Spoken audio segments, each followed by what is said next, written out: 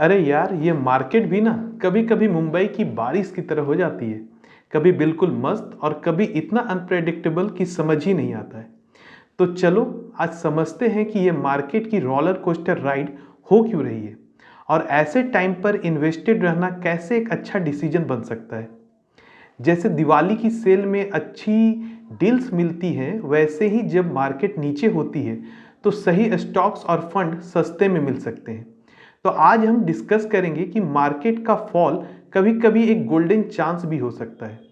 तो चलो आज समझते हैं कि मार्केट गिर क्यों रहा है और ऐसे वक्त में इन्वेस्टेड रहना क्यों जरूरी है।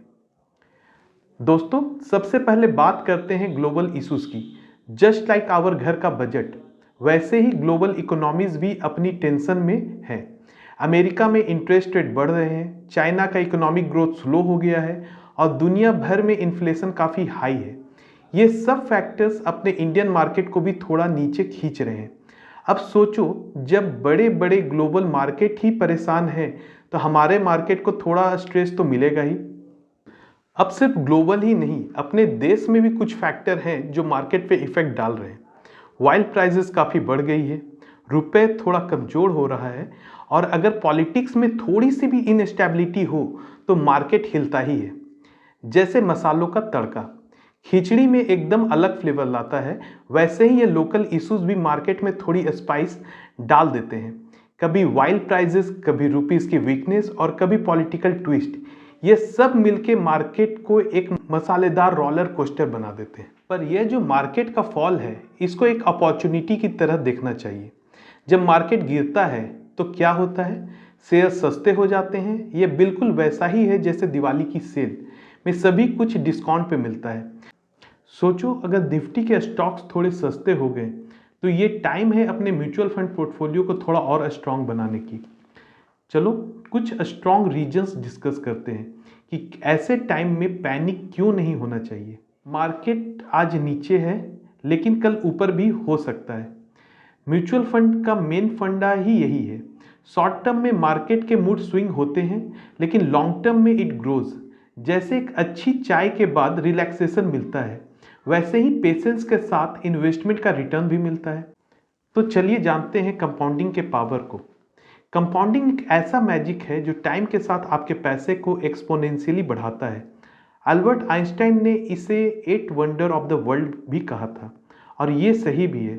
सोचो, अगर आप 5,000 महीने के इन्वेस्ट करते हो और आपको 12.5% एनुअल रिटर्न भी मिलता है तो 25 सालों के बाद ये 1 करोड़ से भी ज़्यादा हो सकता है, सिर्फ रेगुलर इन्वेस्टमेंट और पेशेंस के साथ। एक और सिंपल एग्जांपल से समझते हैं। अगर आपने 1 लाख इन्वेस्ट किया और उस पे 12.5% का एनुअल रिटर्न मिल रहा है तो 10 सालों में यह लगभग 3.5 लाख हो जाएगी। समझने की बात यह है कि कंपाउंडिंग का पावर तभी काम करता है जब आप इन्वेस्ट करते रहो और अपने इन्वेस्टमेंट को टाइम दो।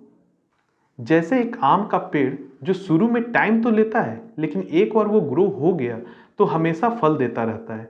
बस वैसे ही पेशेंस और कंसिस्टेंसी के साथ कंपाउंडिंग से अपने पैसे को बढ़ाते रहें। थोड़ा हिस्ट्री पे नज़र डालते हैं। 2020 में जब मार्केट गिर गया था तो सिर्फ अगले 1 साल में ही ये रिकवर भी हो गया था। तो अगर मार्केट गिर रहा है तो समझ लो यह बस टेम्पोररी है। जैसे बारिश के बाद धूप जरूर निकलती है। अगर आप एसआईपी के थ्रू रेगुलर इन्वेस्टमेंट करते रहते हैं तो आप अपने पैसे को डाइवर्सिफाई कर रहे हो। यह एक तरह से सेफ्टी नेट है। कभी स्टॉक नीचे जाता है तो कभी ऊपर। लॉन्ग टर्म में यह कंसिस्टेंसी सेफ रिटर्न दे सकती है। दोस्तों, ये जो मार्केट का फॉल है ये सिर्फ एक फेज है। अगर हम थोड़ा पेशेंस करें और होप रखें तो यह मार्केट का जर्नी हमारे फाइनेंशियल फ्यूचर को सिक्योर कर सकता है। याद रखना, फाइनेंशियल ग्रोथ की रेस में पेशेंस ही सबसे बड़ी जीत है। तो दोस्तों, मार्केट ऊपर नीचे होता रहेगा लेकिन अपने इन्वेस्टमेंट को स्मार्टली मैनेज करना हमारे हाथ में है। चाय पीने का टाइम मिले या न मिले, लेकिन अपने फाइनेंशियल गोल के लिए इन्वेस्ट करते रहो। तो अगर यह इन्वेस्टमेंट वीडियो हेल्पफुल लगा तो लाइक करना, शेयर करना और वेल्थ एस्योर को सब्सक्राइब करना मत भूलना। वेल्थ एस्योर के साथ अपने सपनों की तरफ एक स्मार्ट और कॉन्फिडेंट स्टेप लो।